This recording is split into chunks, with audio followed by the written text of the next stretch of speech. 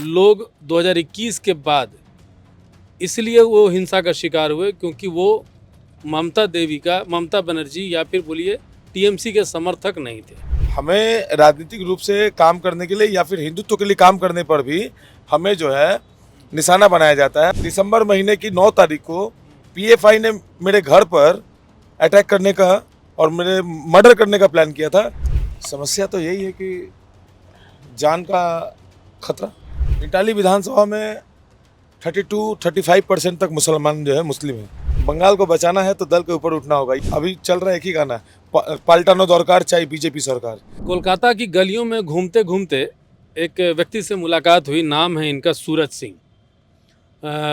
कोलकाता में चुनाव होने वाला है और बड़ा ज़ोर शोर से सभी तरफ से प्रचार हो रहा है, लेकिन इस बीच में हमें वो भी समय याद करना चाहिए जब लोग 2021 के बाद इसलिए वो हिंसा का शिकार हुए क्योंकि वो ममता बनर्जी या फिर बोलिए टीएमसी के समर्थक नहीं थे या फिर किसी न किसी तरीके से हिंदू गतिविधि में शामिल थे, तो इसलिए उन पर हमला हुआ। ऐसे ही एक शख्स हैं हमारे साथ, ऐसे एक व्यक्ति हैं हमारे साथ, वो सूरज जी, उनके साथ भी इस तरह की कई बार घटनाएं हुई हैं। तो हम उनसे आज बात करेंगे और जानेंगे कि क्या था मामला। और हम उनसे भेंट किए हैं, उन्हीं की गाड़ी में कहीं जा रहे थे, तो उनके लिए भी खतरा रहता है थोड़ा, इसलिए वो हम लोग सड़क पर नहीं बात कर रहे हैं, इसलिए उनकी गाड़ी में बात कर रहे हैं। तो सूरज दादा, 5 जन में आपका स्वागत है। और बताइए क्या समस्या रहा आप लोगों के साथ? समस्या तो यही है कि जान का खतरा। 2021 के चुनाव के बाद आपके साथ भी हुआ था, जैसा पता है। 21 के पहले भी हुआ है, 21 के बाद भी हुआ है।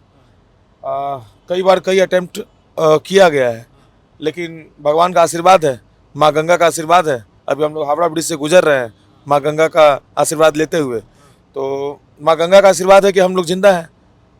हमें राजनीतिक रूप से काम करने के लिए या फिर हिंदुत्व के लिए काम करने पर भी हमें जो है निशाना बनाया जाता है, और यहाँ पर कट्टरपंथी जो है वो निशाना बनाते हैं। मेरे ऊपर पीएफआई ने 2021 में दिसंबर महीने की 9 तारीख को पीएफआई ने मेरे घर पर अटैक करने का और मेरे मर्डर करने का प्लान किया था, मॉब लिंचिंग का। उस वक्त पुलिस प्रशासन से सही समय पर संपर्क हुआ और वहाँ पर पुलिस आई और पूरा जो है ये पूरा का पूरा षड्यंत्र जो है वो खुला और लोग गिरफ्तार हुए। मैंने 2024 चुनाव लोकसभा के बाद मेरे घर पर हमला हुआ, मेरे परिवार पर हमला हुआ, 2 एफआईआर है, एक अटेम्प्ट टू मर्डर का भी मामला है। इसके बावजूद कोई कार्रवाई पुलिस नहीं करती है। अभी 2026 में जब चुनाव हो रहा है, जब इतना ज़्यादा दबाव है इलेक्शन कमीशन का, उसके बावजूद भी दायना लीजिएगा, उसके बावजूद भी मेरे ऊपर 3 बार हथियार समेत मुझे मर्डर करने का साजिश जो है वो जो है रचा गया। और मुझे जब जानकारी मिली और मैंने जब पुलिस प्रशासन और इंटाली के जो ऑब्जर्वर हैं, पुलिस ऑब्जर्वर अमित सिंह, मैंने जब उनसे संपर्क किया, जब उनसे गुहार की, मदद मांगी सुरक्षा की, तब जाकर वह व्यक्ति, जिस व्यक्ति ने मेरे ऊपर में मर्डर करने का, खून करने का कोशिश किया, उसको जो है आर्म्स समेत उसको गिरफ्तार किया गया है। अभी वो पुलिस कस्टडी में। तो ऐसे बहुत लोग हैं जिनको इस प्रकार से इस्तेमाल किया जाता है, और हम लोग इस तरह से जान हथेली पर लेकर यहाँ पर बंगाल में जो है हम लोग भाजपा का दामन थामे हुए हैं और हिंदुत्व का झंडा लेकर चल रहे हैं। दादा, आप ऐसे कई हिंदू संगठनों में भी आप हैं सक्रिय, तो कौन कौन से हिंदू संगठन में हैं अभी आप? मेरा खुद का संगठन है श्री राम स्वाभिमान परिषद, और यह संगठन वो संगठन है जब हम लोगों ने शर्मिष्ठा पनौली के लिए आंदोलन किया था, उसको निकालने के लिए कलकत्ता में। और हमने कहा था कि शर्मिष्ठा पनौली को नुपुर शर्मा नहीं बनने देंगे, नहीं बनने देंगे, और हमने वो किया। हमने शर्मिष्ठा पनौली को इज्जत से और लड़ाई करके उसको बाहर निकाला। हमने उसको छुपाया नहीं, हमने उसको सामने हम लेकर आए। और वजाहत खान जो इसके पीछे पूरा मास्टरमाइंड था, कंप्लेनर था, और जो रशीदी फाउंडेशन जो था, इसके खिलाफ हमने कार्रवाई करी। और वो जो था वजाहत खान, वो सिर मुड़ा के, दाढ़ी कटवा के छुपा हुआ था, और उसके लिए गिरफ्तारी के लिए हम लोग आंदोलन किए, और पुलिस दबाव में आकर उसको गिरफ्तार करती है, और वो महीनों महीनों जेल में था। तो ये अटैक था उनका, हमने काउंटर अटैक किया। अरे दादा, आप लोग का कौन सा विधानसभा पड़ता है?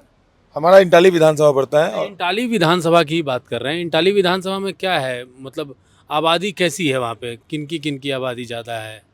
इंटाली विधानसभा में 32-35% तक मुसलमान जो है मुस्लिम है। बाकी 2-3% क्रिश्चियन भी है, और वहाँ पर बंगाली, नॉन बंगाली हर प्रकार के लोग हैं। तो एक मिक्स कल्चर है इटाली विधानसभा में जी।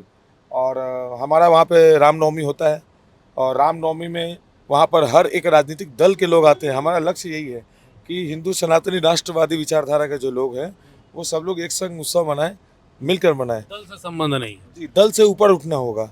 बंगाल को बचाना है तो दल के ऊपर उठना होगा। ये लड़ाई कोई राजनीतिक लड़ाई थोड़ी है 2026 में। आप पत्रकार हैं, आपको लगता होगा, लोगों को लगता होगा कि बाहर से कि यहाँ पर बीजेपी और टीएमसी लड़ रही है। नहीं, ऐसा नहीं है। यहाँ पर देश विरोधी शक्तियाँ लड़ रही हैं और एक देशभक्त लड़ रहे हैं। यहाँ डॉक्टर श्यामा प्रसाद मुखर्जी की भूमि है, जिन्होंने कश्मीर में जाकर अपने प्राणों की आहुति दी थी और कहा था कि एक देश में 2 विधान, 2 निशान, 2 प्रधान नहीं चलेंगे। ये उनकी ज़मीन है, उनकी भूमि है। और बंगाल को डॉक्टर श्यामा प्रसाद मुखर्जी ने बंगाली होमलैंड के हिसाब से इसको स्थापित किया था। और ये बंगाल को फिर से बचाने का एक लड़ाई है। बंगाल नहीं रहेगा अगर 26 के बाद सरकार नहीं है तो राजनीति की बात तो होगी ही होगी।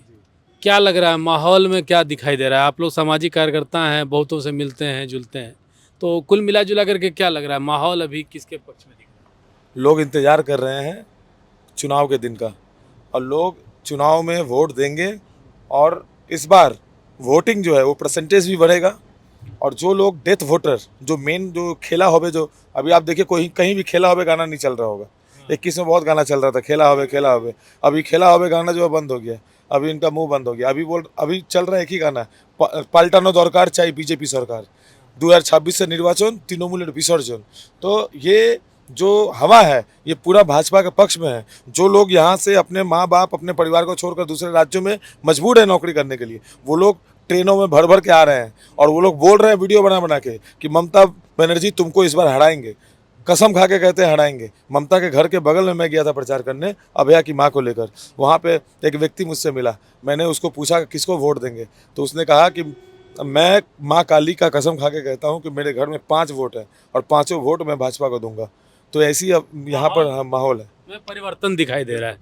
तो अभी आप देखिए, सूरज जी ने बताया कि माहौल में परिवर्तन दिखाई दे रहा है। इटाली विधानसभा से आते हैं सूरज जी, और माहौल तो हम लोग भी देख रहे हैं कि स्थिति बहुत ही, हमको मेरे हिसाब से टाइट फाइट का दिखाई दे रहा है। जो माहौल पहले का था, आसनसोल से लेकर के कोलकाता तक जो हम लोग घूमते आए, तो वहाँ पर कई लोगों ने अपने अपने विचारों को व्यक्त किया, जो आप 5 जन में देख सकते हैं। और यहाँ सूरज जी ने जो बताया आप सुन सकते हैं। आगे हम लोग और भी लोगों से बात करेंगे, और संभव होगा तो उनकी, अगर कोई ऐसे हिंसा पीड़ित होंगे तो उनकी भी कहानी आप तक पहुँचाएंगे। अभी तक के लिए इतना ही। रितेश कश्यप, 5 जन।